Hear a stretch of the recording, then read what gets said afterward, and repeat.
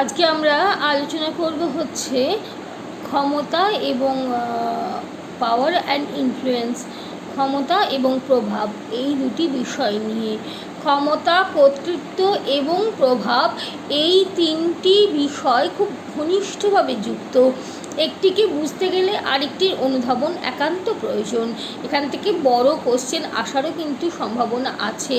ক্ষমতার ধারণা, এটা একটি বড় কোশ্চেন। ক্ষমতার সঙ্গে কর্তৃত্বের সম্পর্ক, কর্তৃত্বের প্রকারভেদ আমরা ধরে নিতে পারি এই চ্যাপ্টার থেকে অবশ্যই একটি বড় কোশ্চেন কিন্তু আসবে। তো সুতরাং খুব ভালোভাবে এটাকে পড়া দরকার। সাধারণভাবে এটা যে টেক্সট, অ্যালান আর বল তার যে বই, সেই বইটি শান্ত ক্ষমতা ও কর্তৃত্বের ক্ষেত্রে এটা হচ্ছে একটা টেক্সট। কিন্তু তোমার এছাড়াও তোমাদের তো বাংলা বই থেকে পড়তে হবে। বাংলা বই তোমাদেরকে আমি বারবারই বলছি, এই মুহূর্তে কিন্তু মহাপাত্রের বইটা তোমাদের কাজে মানে রাজনৈতিক সমাজতত্ত্ব মহাপাত্রের যে বইটা, এই ধরনের কমন টপিকগুলো কিন্তু সেই জায়গা থেকে সহজেই পড়ে নেওয়া যায়, কোনো সমস্যা নেই। এছাড়া অন্যান্য অনেকগুলি রাইটারের বই আছে যেখানে অনেক টপিক পাওয়া যাবে। তোমাদের যদি প্রয়োজন হয় আমাকে জানিও, আমি বেশ কিছু রাইটারের নাম বলে দেবো যেখানে কমন টপিকগুলো প্রায় সবগুলোই পাওয়া যাবে। তোমাদের সিলেবাসে যেগুলো আছে প্রায় সবগুলোই পাওয়া যাবে। তো যাই হোক, ক্ষমতা বলতে এখন কি বোঝানো হয়? ক্ষমতার ধারণা খুব গুরুত্বপূর্ণ ধারণা। আন্তর্জাতিক সম্পর্কের ক্ষেত্রে, রাজনীতির ক্ষেত্রে, সমাজের ক্ষেত্রে, পারিবারিক ক্ষেত্রে, মানুষের জীবনের সমস্ত রকম ক্ষেত্রেই আমরা বলতে পারি ক্ষমতার ধারণাটি অত্যন্ত গুরুত্বপূর্ণ। ক্ষমতার সম্পর্ক কিন্তু সব জায়গাতেই একটা ভাইটাল রোল কিন্তু প্লে করে, ক্ষমতার যে রোলটা। তো সেই জন্য ক্ষমতার ধারণাটা শুধুমাত্র রাজনীতির ক্ষেত্রে না, রাজনৈতিক সমাজতত্ত্বের ক্ষেত্রে না, সব ক্ষেত্রেই কিন্তু খুব গুরুত্বপূর্ণ ভূমিকা পালন করে। ক্ষমতা বলতে মানুষের আচারণ, মানে মানুষের যে আচার আচরণ, দৈনন্দিন যে আচার আচরণ, যেটা আমরা সবসময়ই করে থাকি, সবসময় সেটা যে রাজনৈতিক আচার আচরণ হতে হবে সেটা নয়। মানুষের আচার আচরণকে প্রভাবিত করা বা নিয়ন্ত্রণ করার উদ্দেশ্যে সিদ্ধান্ত গ্রহণের সামর্থ্যকে বোঝায়। আমি তোমার আচার আচরণকে নিয়ন্ত্রণ করতে গিয়ে একটি সিদ্ধান্ত, তুমি ক্লাসে প্রচণ্ড গণ্ডগোল করছো, ক্লাসে আমি বারবার বলছি কথা শুনছো না, যে কথা বলো না কথা বলো না, দেখা গেল নিজেদের মধ্যে তোমরা কথা বলেই যাচ্ছ। তোমাদের এই যে আচার আচরণ, এই আচার আচরণকে নিয়ন্ত্রণ করার জন্য তখন আমি সিদ্ধান্ত নিলাম যে তোমাকে ক্লাসের বাইরে বের করে দেবো, বলবো তুমি এই ক্লাস থেকে তুমি চলে যাও, তুমি ক্লাসে থেকো না। তাহলে তোমার যে আচার আচরণ, এই আচার আচরণকে নিয়ন্ত্রণ করার জন্য যে দরকারি সিদ্ধান্ত, সেই সিদ্ধান্ত গ্রহণের ক্ষমতা, সেই সময় সিদ্ধান্ত গ্রহণের যে সামর্থ্য সেই সময় আমার আছে। তো এই আচার আচরণকে নিয়ন্ত্রণ করার জন্য সিদ্ধান্ত গ্রহণের যে সামর্থ্য, যে ক্যাপাসিটি, দ্যাট ইজ কল্ড পাওয়ার। এটাকে আমরা ক্ষমতা বলতে পারি। সেই মুহূর্তে আমাকে আমার ইনস্টিটিউট সেই ক্ষমতাটা দিয়েছে, এই সামর্থ্যটা আমার আছে যে আমি তোমাকে প্রয়োজনে ক্লাস থেকে বের করে দিতে পারি, যদি আমি মনে করি যে তুমি ঠিকমতো আচার আচরণ করছো না, এবং সেটা যদি ঠিক হয়। অবশ্যই যদি ঠিক হয়, আমি উদ্দেশ্যপ্রণোদিতভাবে করলে হবে না, যদি সেটা সঠিকভাবে হয় এবং আমার কিন্তু সেই সামর্থ্যটা রয়েছে তোমার আচার আচরণকে নিয়ন্ত্রণ করার জন্য সিদ্ধান্ত গ্রহণ করার ক্ষেত্রে। তো এই যে ব্যাপারটা, এই যে সামর্থ্যটা, এই সামর্থ্যটাই হচ্ছে কিন্তু পাওয়ার। পাওয়ারটা বলা যেতে পারে ক্ষমতার সঙ্গে একটা বল প্রয়োগের ধারণা কিন্তু জড়িত থাকে। ক্ষমতার মধ্যেই কিন্তু একটা বল প্রয়োগের চিন্তা ভাবনা সবসময় কিন্তু আমরা দেখতে পাচ্ছি, এটা কিন্তু থেকে থাকে। ক্ষমতার মধ্যে বল প্রয়োগের ধারণা কেন থেকে থাকে? যখনই তুমি তোমার অন্যের আচার আচরণকে প্রভাবিত করার ক্ষমতা তুমি লাভ করছো, তখনই কিন্তু একটা একটা প্রভাব প্রতিপত্তি, এটার সঙ্গে সঙ্গে কিন্তু একটা বল প্রয়োগের জায়গা থাকে। তো এই বল প্রয়োগটা ক্ষমতার ধারণার সঙ্গে ওতপ্রোতভাবে জড়িত। অ্যালান আরবল তার মডার্ন পলিটিক্স অ্যান্ড গভর্নমেন্ট, সেখানে বিস্তারিতভাবে এই ব্যাপারগুলোকে নিয়ে আলোচনা করেছেন যে ক্ষমতাটা আসলে কী এবং ক্ষমতার বিস্তারটা কত ভয়ঙ্কর রকমভাবে ব্যক্ত। ক্ষমতার দিয়ে আমরা আন্তর্জাতিক রাজনীতিকে নিয়ন্ত্রণ করি, রাজনৈতিক ব্যবস্থাকে নিয়ন্ত্রণ করি, সামাজিক ব্যবস্থাকে নিয়ন্ত্রণ করি, পারিবারিক ব্যবস্থা, সর্বত্র পাওয়ার পলিটিক্স বা পাওয়ার গেম একটা কিন্তু গুরুত্বপূর্ণ ভূমিকা নিয়ে থাকে। ক্ষমতা এক ধরনের, তার মানে আমরা বলছি ক্ষমতা হচ্ছে এক ধরনের সামর্থ্য বা এবিলিটি। এই সামর্থ্য একটা খুব গুরুত্বপূর্ণ বিষয়, যেটা এখানে না বললে হবে না, সেটা হচ্ছে এই যে ক্ষমতাটা, তোমার এই যে সামর্থ্য, এই সামর্থ্যটার পিছনে একটা অনুমোদন লাগে। তুমি যদি মাঠে বসে গিয়ে ক্লাস শেষ হওয়ার পরে বন্ধুদের সঙ্গে গল্প করো, তখন কি আমি গিয়ে তোমাকে বলতে পারবো যে যাও তুমি কলেজ থেকে বেরিয়ে যাও? বলতে পারবো না, কেন? সেইটা বৈধতা, সেখানে বৈধতা নেই, আমার তো সেখানে কোনো এখতিয়ার নেই, বৈধতা নেই সেখানে। কিন্তু ক্লাসে যদি তুমি গণ্ডগোল করো, আমি ক্লাস থেকে তোমাকে বের করে দিতে পারি, সেটা আমার বৈধ সামর্থ্য। সেখানে আমার ইনস্টিটিউট আমাকে এই লেজিটিমেসিটা, এই বৈধতাটা, এই স্ট্যাম্পটা মেরে দিয়েছে যে ক্লাসে যেটুকু আপনি থাকবেন, ক্লাসটাকে কন্ট্রোল করার জন্য যা কিছু সিদ্ধান্ত নিতে পারবেন, সেই সিদ্ধান্তটা নেওয়াটা আপনার বৈধ সিদ্ধান্ত, লেজিটিমেট সিদ্ধান্ত, এটা আপনার ক্ষমতা আছে। কিন্তু আপনি ওই মাঠে বসে কে বন্ধুদের সঙ্গে আড্ডা মারছে, আপনি দেখে সেখানে গিয়ে আপনি তাকে শাসন করতে পারবেন না, সেখানে কোনো বৈধতা নেই, সেটার কোনো লেজিটিমেট স্ট্যাম্প কিন্তু আমাকে আমার ইনস্টিটিউশন দিয়ে দেয়নি। তো সেই জন্য ক্ষমতা মানে হচ্ছে ব্যক্তির আচার আচরণকে নিয়ন্ত্রণ করার একটা সামর্থ্য, কিন্তু তার একটা সীমা আছে।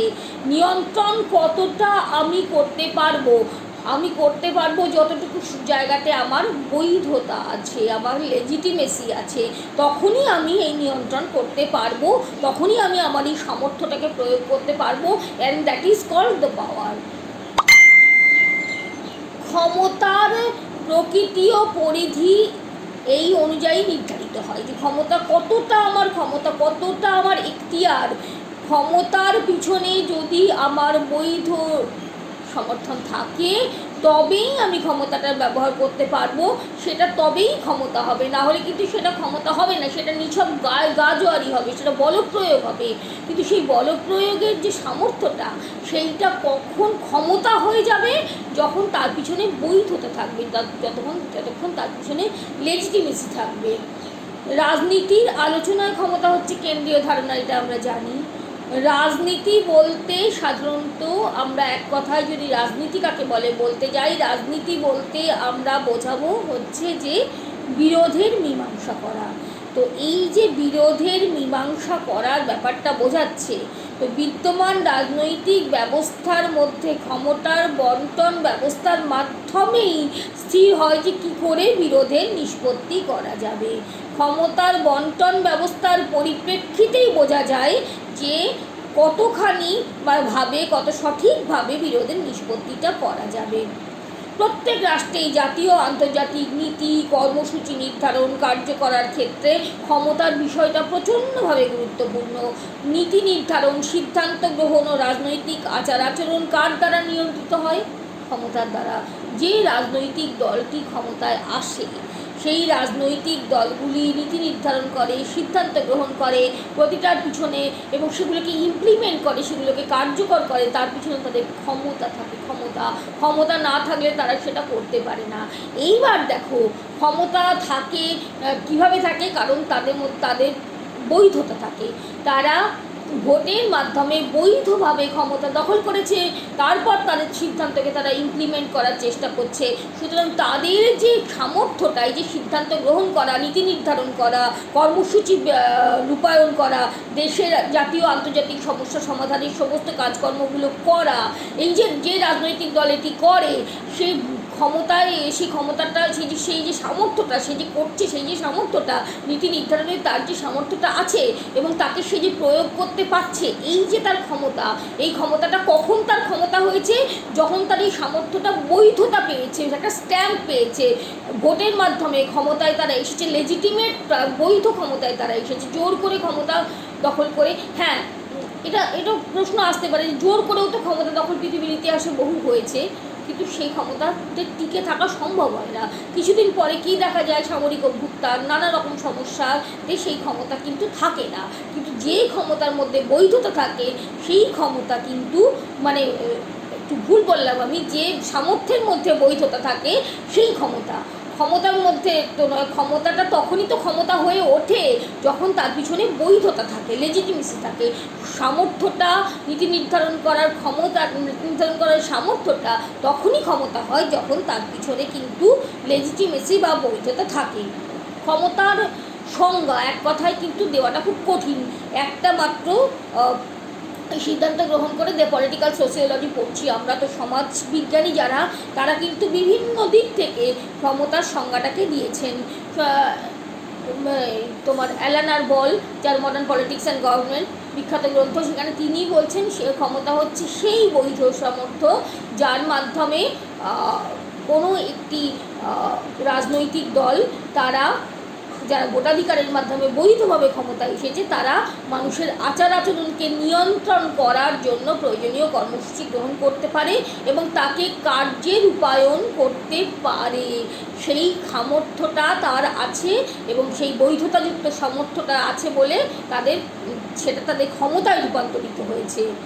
ইস্টন এই বিষয়ে আলোচনা করেছেন, তার পলিটিক্যাল সিস্টেম বিখ্যাত গ্রন্থ, সেখানে ইস্টন আলোচনা করছেন ক্ষমতার সম্পর্কে। ক্ষমতা হচ্ছে, ইস্টন বলছেন, এক ধরনের সম্পর্ক। এই সম্পর্কের মাধ্যমে কোনো ব্যক্তি বা গোষ্ঠী অপর কোনো ব্যক্তি বা গোষ্ঠীর কাজকর্মকে নিজের উদ্দেশ্য অনুসারে নিয়ন্ত্রণ করতে পারে। আমি এই কাজটা করতে চাই, আমার এই উদ্দেশ্যটা অন্য কেউ সেটাকে ফলো করবে, সেটাকে আমি সেইটা নিয়ন্ত্রণ করার আমি অধিকারী, সেই সামর্থ্যটা আমার আছে। অন্যের আচার আচরণকে নিয়ন্ত্রণ করার সামর্থ্য আমার আছে। এই সামর্থ্যটা, অন্যের আচার আচরণকে নিজের মতানুসারে নিয়ন্ত্রণ করার যে সামর্থ্য, যে সম্পর্ক, সেটাকেই ইস্টন বলছেন সেটাই হচ্ছে ক্ষমতা। অপরের কাজকর্মের উপর প্রভাব কায়েম করার সামর্থ্যই হচ্ছে ক্ষমতা।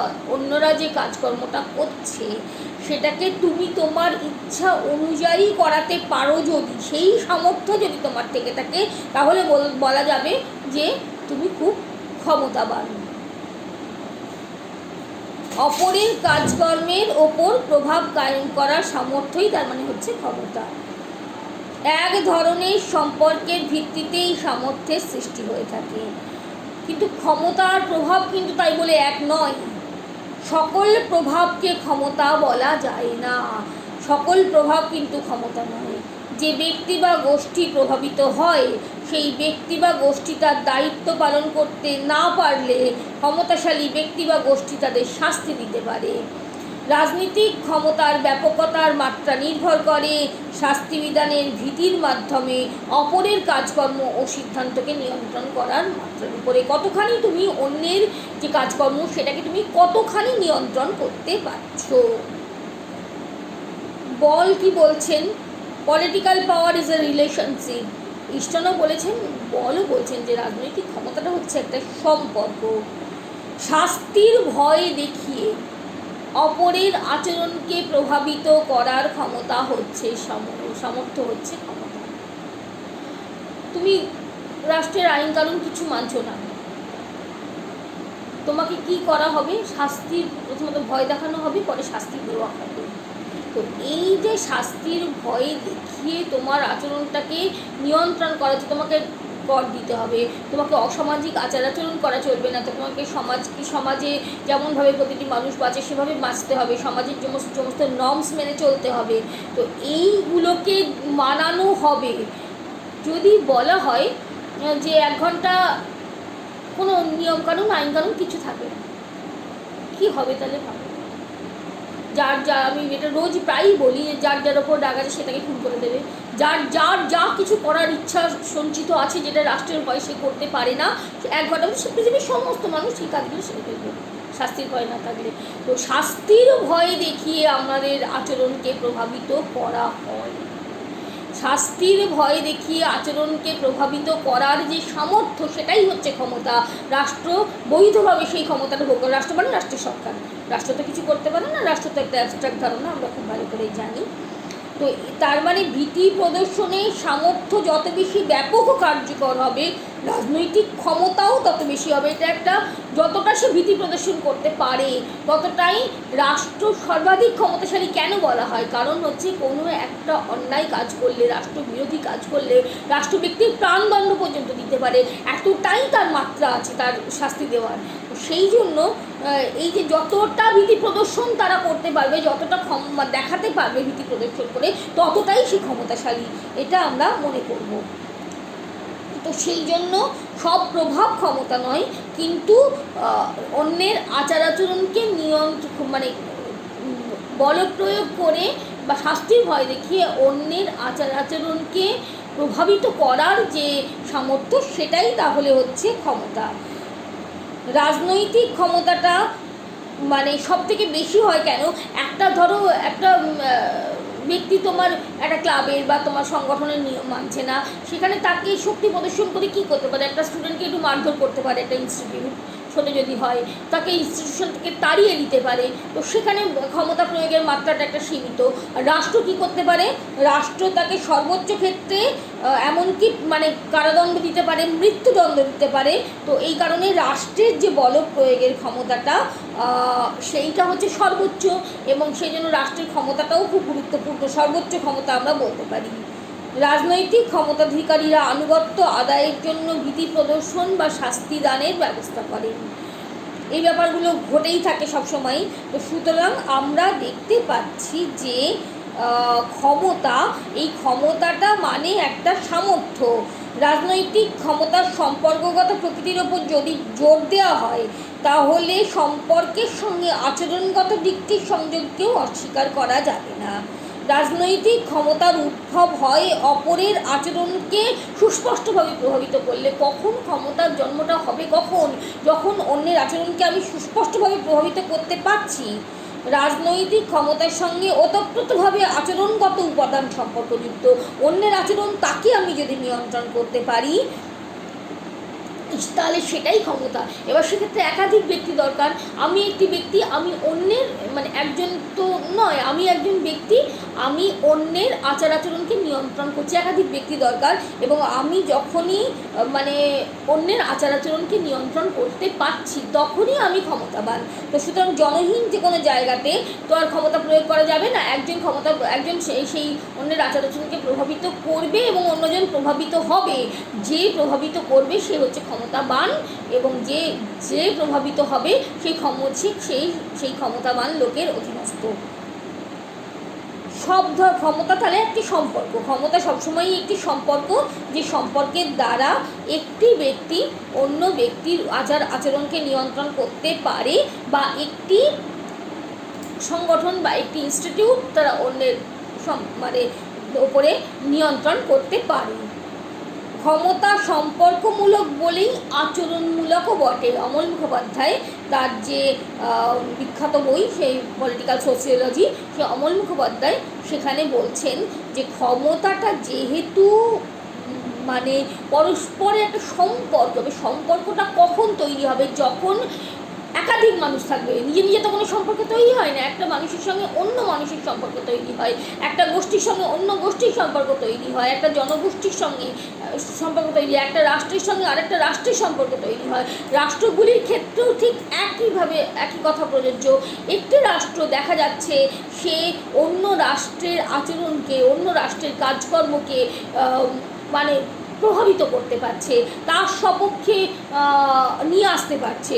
তাহলে সে বলা যেতে পারে যে সেই সংশ্লিষ্ট রাষ্ট্রটি ওই যার আচরণকে সে নিয়ন্ত্রণ করতে পারছে, যে রাষ্ট্রের কাজকর্মের ওপরে সে প্রভাব বিস্তার করতে পারছে, যে প্রভাব খাটাতে পারছে, তাহলে তাকে যে পারছে সে হচ্ছে একটা অত্যন্ত ক্ষমতাবান রাষ্ট্র, এটাকে আমরা বলতেই পারি।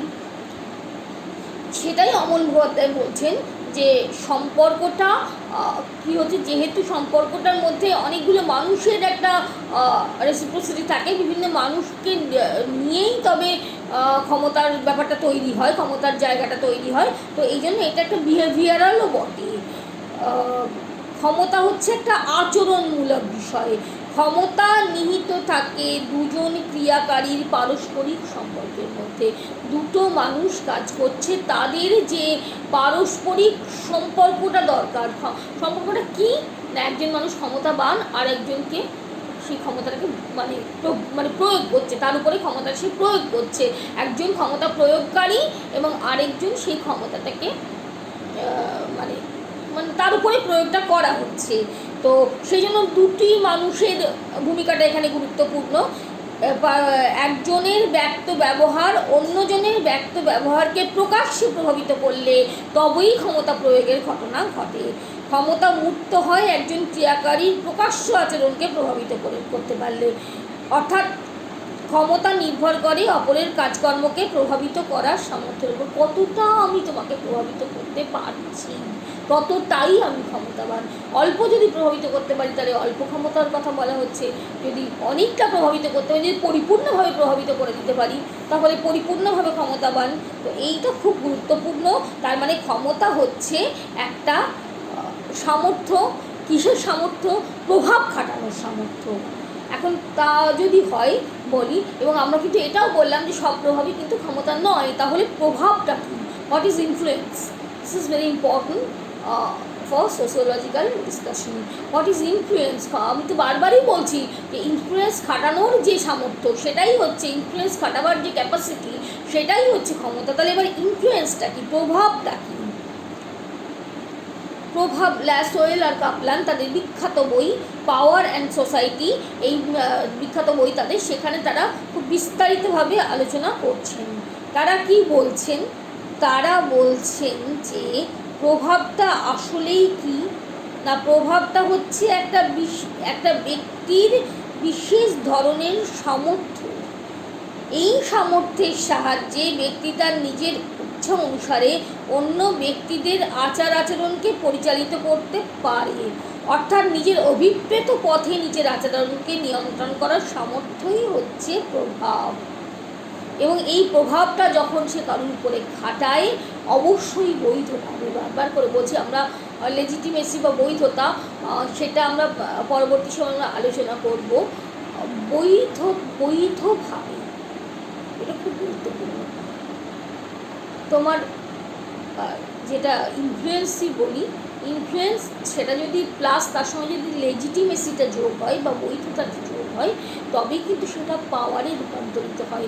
বৈধভাবে যদি আমরা প্রভাব বিস্তার কারোর উপরে করতে পারি, বৈধভাবে যদি আমাদের সেই সামর্থ্যটা তৈরি হয়, সেই সামর্থ্যটার সাহায্যে আমরা অন্যের আচার আচরণকে নিজের খুশি মতো নিজের নিয়ন্ত্রণাধীনে পরিচালনা করতে পারি, তবেই কিন্তু সেটা থেকে ক্ষমতার জন্ম হয়। প্রভাবের কতগুলো বৈশিষ্ট্য যদি আমরা বলি, প্রভাব বিস্তারকারী অপরের উপর প্রভাবকে কার্যকর করে। খুব স্বাভাবিক, প্রভাব বিস্তারকারী তো অপরের উপরই করবে, একজন অন্যজনের ওপর প্রভাব বিস্তার করবে।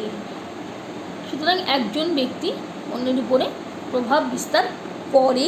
দুজন ব্যক্তিকে এখানে অবশ্যই দরকার, দুজন ব্যক্তি, কারণ একজন অন্যজনের উপরে প্রভাবটা বিস্তার করে। এটা খুব গুরুত্বপূর্ণ। প্রভাবের সঙ্গে সংযুক্ত থাকে পারস্পরিক সম্পর্ক বা আন্তঃসম্পর্ক, ইন্টার রিলেশন। এই আন্তঃসম্পর্ক বিভিন্ন স্তরে ঘটতে পারে, ব্যক্তিবর্গের মধ্যে, গোষ্ঠীসমূহের মধ্যে, সংঘ সমিতির মধ্যে, রাষ্ট্রসমূহের মধ্যে। শুধু কি একটি মানুষ আরেকটি মানুষের উপরে তার প্রভাব বিস্তার করে, আর কোথাও প্রভাব বিস্তার হয় না? জীবনের সর্বক্ষেত্রে, অ্যালান আরবল বলছেন যে জীবনের সর্বক্ষেত্রে, যেখানে তোমার যে আন্তর্জাতিক সম্পর্কের যে বাস্তববাদী তত্ত্ব আছে, হ্যান্স মর্গানথাউ, সেখানে মর্গানথাউ কী বলছেন, যে সম্পর্কের যে ব্যাপারটা, সেটা তো আন্তর্জাতিক সম্পর্কের বিষয়ে আলোচনা করতে গিয়ে তিনি বলছেন সব কিছুই তো ক্ষমতার সম্পর্ক, সমস্ত কিছু সম্পর্ক দাঁড়িয়ে আছে ক্ষমতার উপরে, ক্ষমতা ছাড়া কোনো সম্পর্কের কোনো ভিত্তি থাকতেই পারে না। তো সেইটাই, তো এই যে প্রভাবটা বিস্তার হবে, তার বিভিন্ন স্তর আছে। কোথায় প্রভাবটা বিস্তার হবে? ব্যক্তিসমূহের মধ্যে হতে পারে, একজন ব্যক্তি আর একজনের উপরে প্রভাব বিস্তার করতে পারে। একটি সংঘ বা সমিতি বা একটি সংগঠন, তারা অন্যের উপরে প্রভাব বিস্তার করতে পারে অন্য সংঘ বা সমিতির উপরে। কিন্তু গোষ্ঠী, কোনো একটা পার্টিকুলার গোষ্ঠী, একটা এথিক্যাল গ্রুপ বলতে পারি, এথনিসিটি, একটা কাস্ট, একটা ট্রাইব, একটা এথনিসিটি, তারা অন্যের উপরে প্রভাব বিস্তার করতে পারে। এবং রাষ্ট্র, একটি রাষ্ট্র, সে রাষ্ট্র অন্যের উপরে প্রভাব বিস্তার করতে পারে। তো আমরা সবসময়ই দেখে আসছি যে যেগুলো উন্নত রাষ্ট্র, খুব শক্তিশালী রাষ্ট্র, সে রাষ্ট্র অন্যের উপরে সবসময়ই প্রভাব বিস্তার করছে।